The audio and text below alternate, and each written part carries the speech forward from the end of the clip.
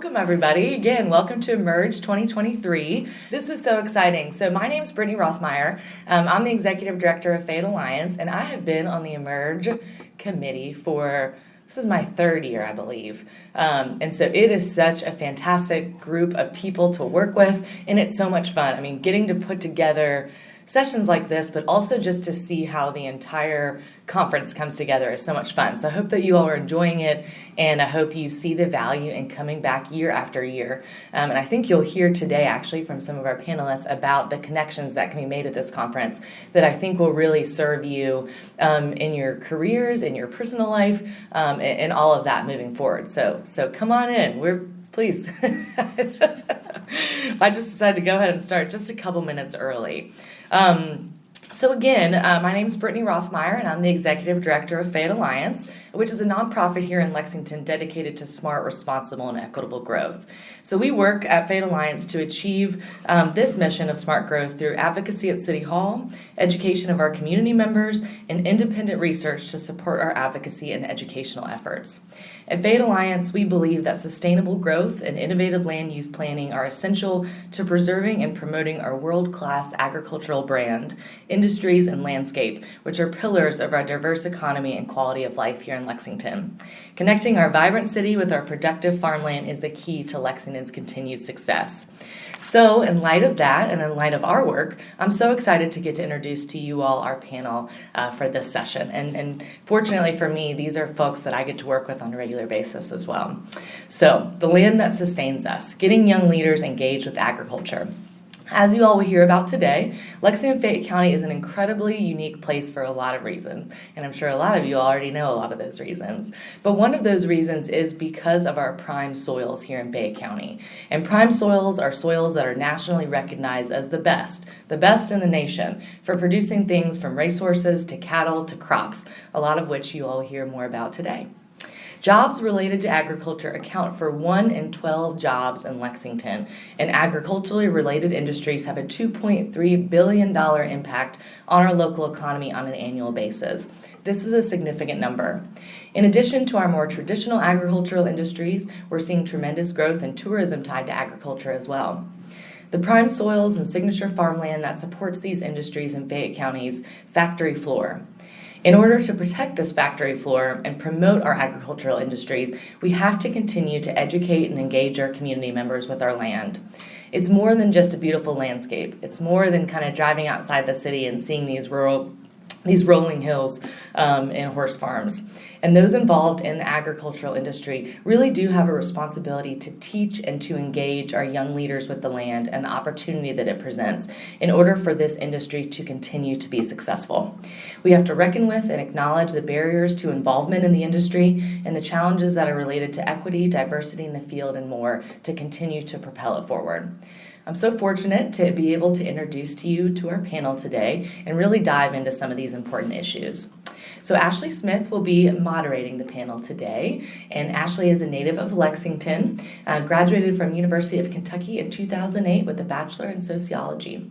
She's the co-founder and COO of Black Soil, Our Better Nature, a statewide agritourism company with a mission of reconnecting Black Kentuckians to their legacy and heritage in agriculture. Ashley has worked for such brands as Kentucky One Health, Bluegrass Hospitality Group, Community Ventures, NetGain Technologies, Smiley Pete Publishing, the Lyric Theater and Cultural Arts Center, and luckily for me, at Fayette Alliance. Ashley's other professional involvement, leadership, and accolades include the Ethical Redevelopment Salon member under the leadership of Theaster Gates, Secretary for Kentucky State University's Extension and Research Advisory Council, and the Scholarship Chair for the Bluegrass Chapter of the Association of Fundraising Professionals. In addition, her leadership includes serving on the management team for the Crave Food and Music Festival and steering committee member for the Kentucky Rural Urban Exchange. Ashley has been doing fantastic things around Lexington, and she's also the proud mom of 2 twins. Well, I guess that goes without saying, of twins, Caroline and Trevor Jr. Ashley is also joined here by Hallie Hardy, who's the Executive Director of Visit Horse Country, a member organization that helps to promote and organize tour experiences in the equine industry all throughout central Kentucky. Originally from Frankfort, Hallie grew up showing saddlebreds and found her career path in the thoroughbred industry during her time at UK. While in the equine program at UK, she worked on several different thoroughbred farms and as an office intern at WinStar Farm. As an intern at WinStar, one of her primary responsibilities was giving the regularly scheduled public tours, where she developed a passion for sharing the thoroughbred industry with others. Following graduation, Hallie joined the Jockey Club fan development initiative called America's Best Racing and joined their tour bus tour as a brand ambassador, where they traveled around the country promoting the nation's biggest races. After that, Hallie was fortunate to travel around the globe in pursuit of knowledge and experience in the thoroughbred industry, going to Ireland to complete the Irish National Stud Breeding Course. Following that, she was accepted to the Godolphin Flying Start program, which takes its students and introduces them to all aspects of the thoroughbred industry around the world. Since graduating Flying Start, Hallie has worked for thoroughbred trainer Graham Motion, WinStar Farm, and Godolphin before taking on this exciting role at Horse Country. And last but certainly not least is Jim Coleman, President and CEO of Coleman Crest Farm, located on Royster Road here in Fayette County. From his family's farm in Lexington to Wall Street, Jim has worked with companies across the country, including Oscar Mayer & Co., Pepsi Cola Company, Altria Corporation, American Express, several entrepreneurial ventures, and several government and quasi-government entities, including the New York State Senate, Westchester County Government, and Prince George's County, Maryland Economic Development Corporation. Jim was raised on his family's farm, Coleman Crest, which was originally purchased by his great-grandfather, James Coleman, on March 27, 1888, after he and his family had tilled the farm as slaves. After the passing of his loving wife, Kathy, of 37 years, Jim moved his life forward to Lexington, Kentucky in August 2020 to restore his heart in Coleman Crest Farm, of which he is the sole owner. Jim has restored Coleman Crest into a farming enterprise with 3 operating divisions, including certified organic crop production, an incubator for aspiring farmers and agritourism. In July 2022, the Kentucky Department of Ag approved Coleman Crest Farm to be an official certified organic farming operation, making Coleman Crest the only African-American owned farm in the state of Kentucky to be certified organic and the 117th African-American farm in the nation. To date, Jim has secured successful produce customer relationships with Critchfield, Good Foods, Idle Hour, Lexington Country Club, Black Soil, Thompson Catering, Ramsey's, and Dudley's on Short. He's established partnerships with the University of Kentucky and Kentucky State University to leverage the latest approaches to agriculture and management and to leverage the innovative spirit of their students to achieve this long-term vision for Coleman Crest, which is to preserve the farm in perpetuity and create it as a teaching farm for aspiring farmers. In 2021, Jim established the Kathy and Jim Coleman Scholarship Endowment Fund, which is currently valued at $3 million. The fund is 100% dedicated to providing scholarships for minority students at UK's College of Ag and for students at Howard University, Jim and Kathy's alma mater. Lexington sure is lucky to have Jim back in our community, advancing agricultural production and education across Fayette County. All of these folks here today with us have amazingly different backgrounds that led them to agriculture, and we really are lucky to have them here in this community doing this work and showcasing how anyone, anywhere can connect with the land that is Fayette County's factory floor. So with that, I'm going to turn it over to Ashley Smith to kickstart our session. All right. Good morning. Thank you so much, Brittany. Thank you to Hallie. Thank you to Mr. Coleman. And thank you to each one of you for choosing this breakout session. There are several options today. Without further ado, we're going to jump right into the land that sustains us. We're working to connect young leaders to, again, as Brittany said, our factory floor industry of agriculture here in Lexington-Fayette County. But before we get started, I want to tell you a little bit about, again, Fayette Alliance. You heard the overview from Brittany. I had the opportunity to work at Fayette Alliance for about 2.5 years as the Director of Education and Governmental Affairs. Becoming very intimately aware and engaged with agriculture has truly changed the trajectory of my life. And so I want to ensure that you are able to sign up for the Grow Smart Academy, formerly known as Citizens Planning Academy. It will take place Tuesdays, starting May 9th, June 13th, July 11th, and August 8th. So feel free to register for this free and open to the public event at FayetteAlliance.com, Grow Smart Academy. And before you dive into the academy, you can test it out and have an orientation to learn a little bit more about the Smart Growth Ambassadors program happening March 21st at Crank and Boom, another amazing young professional-owned business here in Lexington-Fayette County. That will take place again Tuesday, March 21st, 5:30 to 7:30 at Crank and Boom Craft Ice Cream. To sign up for that, visit FayetteAlliance.com/SGA. So without further ado, we want to talk a little bit with our panelists today.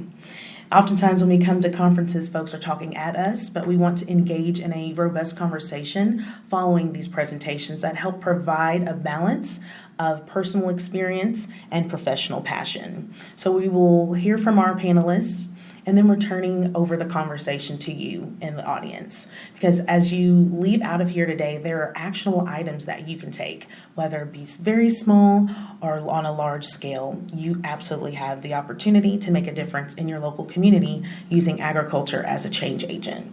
So as Brittany stated, we will start with the executive director of Visit Horse Country.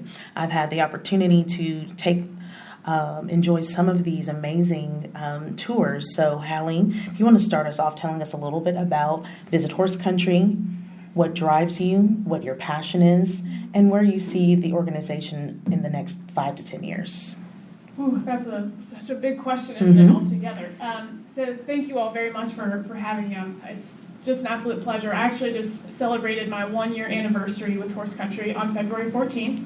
It wasn't overly romantic, but it was quite an accomplishment, it felt like, for me altogether. But so just to give you a little background of Horse Country, my kind of go-to elevator pitch is it's the equine industry's attempt to copy what the Bourbon Trail has done, and to open up our gates, if you will, to let people come through and see more behind the scenes of what happens in this incredible industry here in Central Kentucky. And it truly is our mission to connect guests to the horse, the land, and the people of Kentucky's equine industry through immersive experiences at our unique member locations. So obviously, horse, land, people, that's what really drives us as much as anything. And you heard me say there are unique member locations. Horse Country doesn't exist without our members. We are a membership organization. So the majority of the thoroughbred farms here in Central Kentucky, not just here in Fayette County, but in Woodford County and Bourbon County and Jessamine County as well, and one in Oldham County too, that really have a passion for the horse. These are our members who raise young horses, they stand stallions, they have mares, they may sell yearlings at Kingland every year, and it's their passion for the horse and for the sport that we're really trying to share with people. We really got our legs underneath us, if you will, back in around 2013, 2014, and started officially welcoming people in 2016. And we have seen just amazing growth over the last few years, and being able to welcome people, and as you see in some of these images, really give people an opportunity to get up close and personal with the horses. As a horse lover myself, that's why I am here.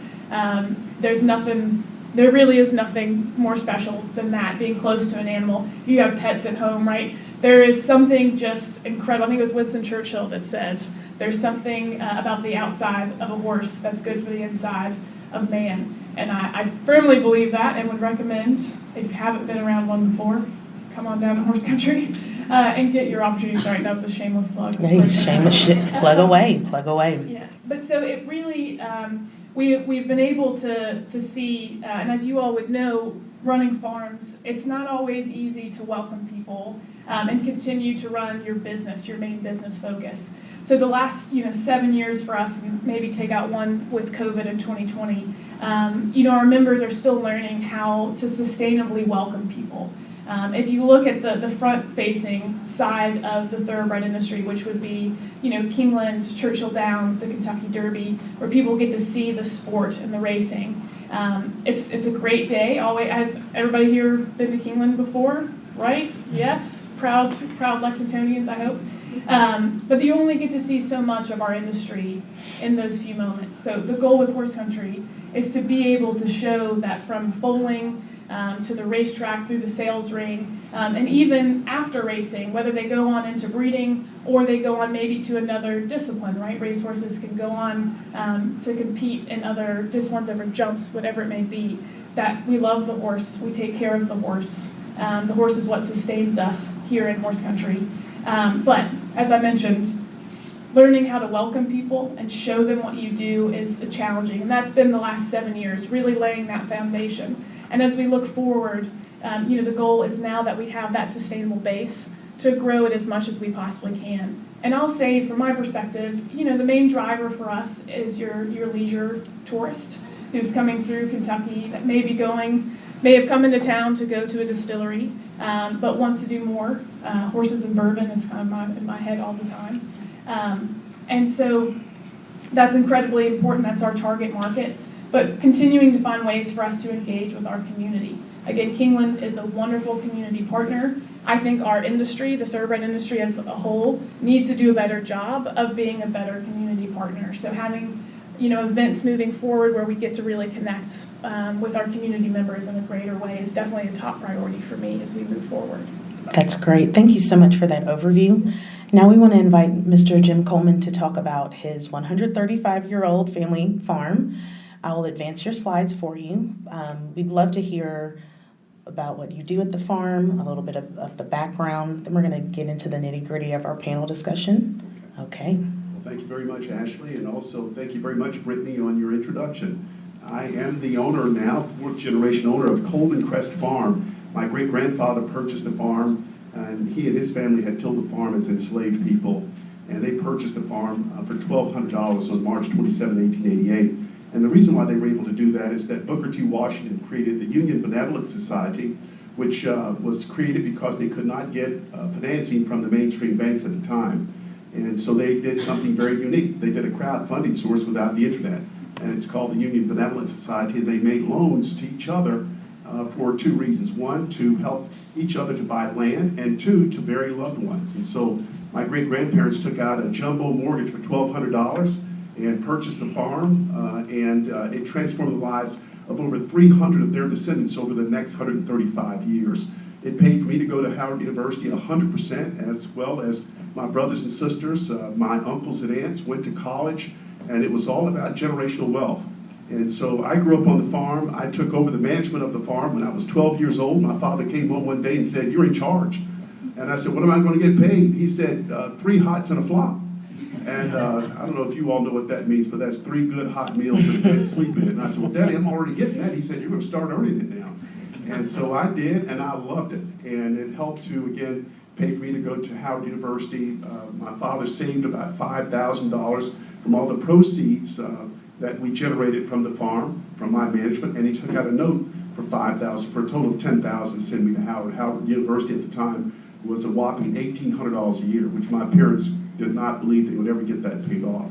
But it was a long history of using land and the proceeds to be able to, better future generations. And so I went off to Howard University, met my beautiful wife, Kathy. We were married for over 37 years. She worked for Oracle Systems, and she finished Howard University with a chemical engineering degree, summa cum laude. I finished, thank you, Laude.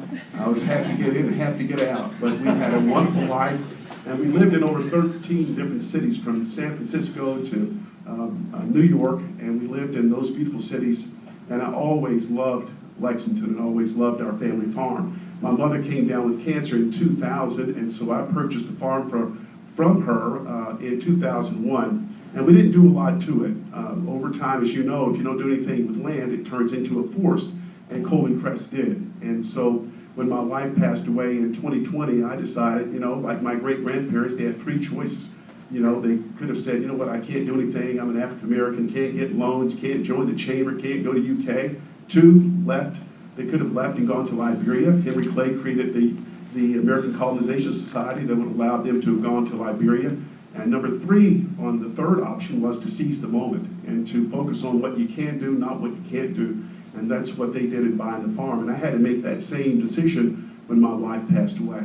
And I decided to seize the moment and to move my life forward and to come home to restore my heart and my family farm. And so my goal is to use the farm to do good in the community, but at the same time generate enough income from it to further add to the $3 million estate that I've created for Kathy in memory of her for college scholarships for University of Kentucky as well as at Howard. Fast forward, coming home, I had a chance to speak at the Emerge conference back in 2019. And I'm going to tell you right now, those of you who, if this is your first time, you're going to love this story because it really is a real life example of the power of Emerge. I spoke there and I had a chance, first of all, I was invited by Amy Stout, who leads up Emerge for Commerce Lexington. I call her Miss Lexington. She is, New York's got Lady Liberty, Lexington's got Amy Stout. Come to Lexington, and she just does a fabulous job of welcoming people to come to Lexington.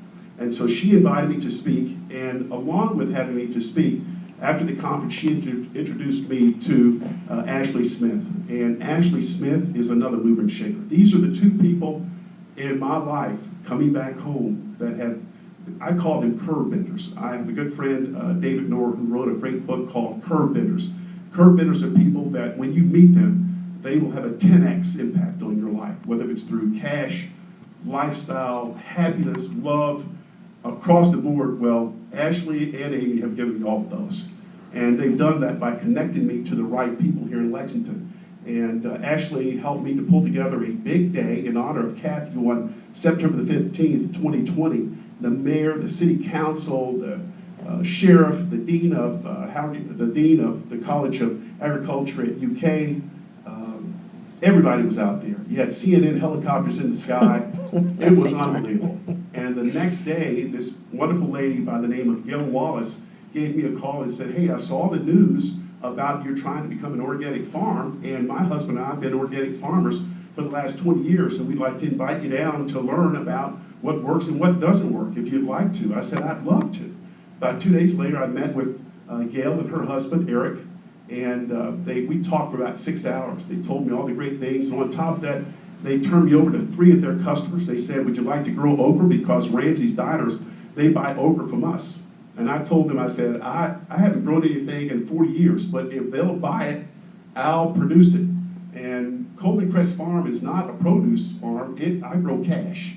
And I grow cash because I focus on what do customers want and what are they willing to buy in the market, and that's what I grow. And so they turned me on to 3 of their customers. And the icing on the cake, they said, our son is not going to be as busy as he's been in the past because we're getting out of the business, and I think it would be a good idea if you'd like to meet with him. His name is Grant. I said, I'd love to meet with Grant. 2 days later, I met with Grant. Grant is the Elon Musk of organic farming here in Kentucky.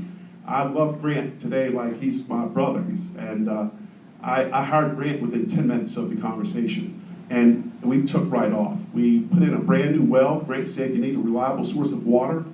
We built a brand new 160 feet deep well into the ground, this 2 million-year-old aquifer. It's producing over 400 gallons a minute of water, and it's linked up to an irrigation system all the way back to the acre that I've provided for the produce. We decided to have the first year okra. We've also grown potatoes, green beans, beets, chard. We also grew a Monarch Way Station, as well as last year we also grew sunflowers. And today I have 8 customers. And I'm telling you right now, Lexington, it's a great economy because you're looking at a $28 billion total economy, $2.3 billion when you're looking at farming. We've got about 700 farms here, but only 24 of them are selling produce. So it's a great market. It's large enough to make a lot of money and small enough to meet the right people that make the right decisions to get you business here. So the future for Coleman Crest is to build out the production of great produce. As you all have heard, we just got certified last year to be organic certified, so I want to build that out. We're going to have 2, they call them hoop houses, or you can call it greenhouses. We're going to have that next year. And I just want to expand beyond the customers that we have, but we also want to grow our business in the area of agritourism. Ashley's going to help me to do that, to invite all of you out, to have a lot of farm-to-table events. And then I also want to make sure that Coleman Crest is offering opportunities for aspiring farmers to learn all about farming. The first incubator farmer that we invited out, her name is Ginger Watkins. And Ginger is the great-great-granddaughter of John and Mary Darby, who sold the farm to my great-grandparents. So land is just, it's unbelievable in how it brings these relationships together, reconciliation, and where we're all in the same boat. And so I'm looking forward to answering questions and telling you all more about this beautiful farm called Coleman Crest. Awesome. Thank you so much to Hallie and Mr. Coleman for providing us with an overview of the future, the vision that they have for agriculture. And I'm curious how each of your organizations, if you can, for this first question, what is your organization doing in the community to bring youth into the agricultural sector?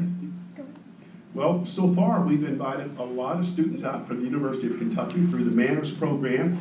I've had students come out from Carter G. Woodson as well as William Wells Brown, and we're also partnering with Kentucky State. Kentucky State has just agreed to have a Sam Coleman Day. My father and mother, they went to Kentucky State, graduated from there in 1949, but my father, he studied agriculture at Kentucky State, and he was the secretary on the Future Farmers Club at Kentucky State. And so my father taught me all about farming. And so we're going to invite all of the students each year going forward from Kentucky State to come out and learn about the operating principles of Sam Coleman, of how you make money farming, how you cut costs, how you improve yield, and how you make your farm grow in appreciation over time. So I'm looking forward to doing those key things and making sure that we help young people to learn about the value of farming. And it's not whether or not if you're going to grow up and end up being a farmer.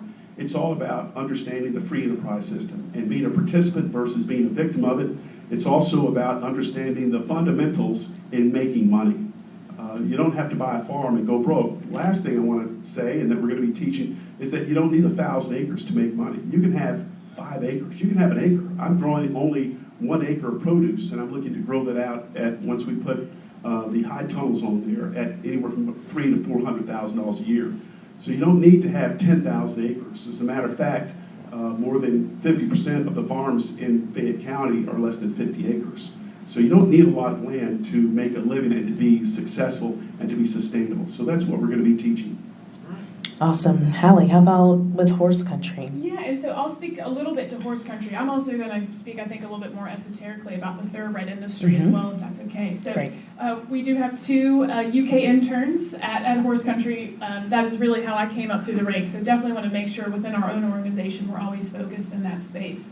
As an industry, you know, I sit on the board of a new nonprofit called Amplify Horse Racing that is all about education and workforce development in the thoroughbred industry. We actually, as a breed, have not had a youth engagement piece ever. Whereas the standardbred industry, so harness racing, the quarter horse racing industry, and then other disciplines outside of racing all have a youth engagement organization. Just now in 2023, the thoroughbred industry finally does. And so doing all kinds of outreach and really trying to streamline the process. You know, for myself as a young person, I knew I loved horses. I knew I wanted to have a job in the thoroughbred industry here in Central Kentucky. But I thought I could be a farm manager, a trainer, or a vet. I thought those were the 3 options. And obviously there is so much more to that, but as a young person I had no idea. So the goal of Amplify is really to streamline what those opportunities are, and in its name itself is to not recreate the wheel, but to amplify existing initiatives that are out there in the industry. I also had a meeting yesterday with a woman who works for the Kentucky Chamber of Commerce. Her title is awful. It's the Equine Talent Pipeline Manager, which is a mouthful, but essentially is trying to, again, streamline, especially looking maybe below college age, streamline workforce opportunities within our industry. And she's now working with 9 schools, I think a couple in Fayette County and some surrounding counties as well, surrounding districts, to set up direct work placements for high school students. Again, something our industry has just really never formalized. Everyone here, I'm sure in this room, has some workforce issues. I know the agriculture industry altogether is probably amplified in that space, very much so. So we're finally starting to take those steps to better engage with the youth. Mm-hmm. And we're starting primarily in the workforce space, and hopefully that will continue to trickle down and starting to have a better presence in the school systems, which I'm sure I'd love to chat with you guys after a little bit. There's a lot of red tape, right, to be able to get in front of kids, be around kids. And I think our industry as a whole is learning how we can do better and engage in better ways and show pathways for students, into our industry and into the long term. And again, it all really does fundamentally come back to the horse. Working on a horse farm is definitely hard work. Working on any farm, working with your hands, but it is incredibly rewarding work. And to know that we have, a population here that we can better cultivate in that space, for them to have a worthwhile job, a good living, and to stay here in Kentucky, I think is incredibly important for our industry altogether. Again, I think we've got the right efforts that are in place, and it's just continuing to grow them and sustainably do so as well. Thank you so much. This will be our last panel question, and then we're going to open it up to a robust conversation within our tables. Name one blind spot, one challenge that you're currently experiencing or you kind of see coming across the horizon there. We'll start with you, Hallie. Yeah, so I think what has been fascinating about this morning, I think the diversity, equity, inclusion, belonging conversation is completely lacking in the equine industry altogether, and specifically in the thoroughbred industry. We don't have this centralized body to educate our organizations, to really disseminate and to lead in that space. I think that is going to be an issue for us as we move forward. I think it's a question for horse country, as again, I'm going to mention our target market is that leisure traveler. So, how do we make sure that people coming into Lexington know that they're welcome when they go to visit a horse farm? And we have great partners in Visit Lex and in the tourism community. But when it comes to our industry specifically, when we're talking about things like workforce, and when you reflect on the incredible history with the Black population here in Central Kentucky, in our thoroughbred industry, and there's a great exhibit now at the Kingland Library currently to really highlight that. Acknowledging that and then doing better as we move forward. And there are some great, speaking of educational things that are happening, there's Ed Brown Society now that's giving scholarships. I know Ron Mack and at Legacy Equine has done great outreach to some of the local schools as well. So there are great things happening in that space. And I think it's now important for the leaders in our industry that are running these bigger organizations to recognize it and to intentionally address the issue rather than it having to start way down here and make its way up. Okay, Mr. Coleman, in 30 to 60 seconds, your answer. I'll get right to the point. One of the blind spots for me is thinking small. And when you're working on a farm and you're by yourself and you spend a lot of money, you've got a farm manager like Grant that's doing his best to help you to grow, you tend to cut back your cost and you're trying to make it through that. And Oak, when I went to the Organic Association of Kentucky, I went to one of their meetings and they had this farmer there from Tennessee that has 2 hoop houses and he's doing $500,000 a year. And he doesn't own his farm, he's renting out space, he doesn't even have the amount of land I have. And it woke me up to where I'm thinking too small. I need to think in terms of how can I help Coleman Crest get to $2 million a year. We're looking at $2.3 billion for an economy. That's not even 8 basis points of the farming sector.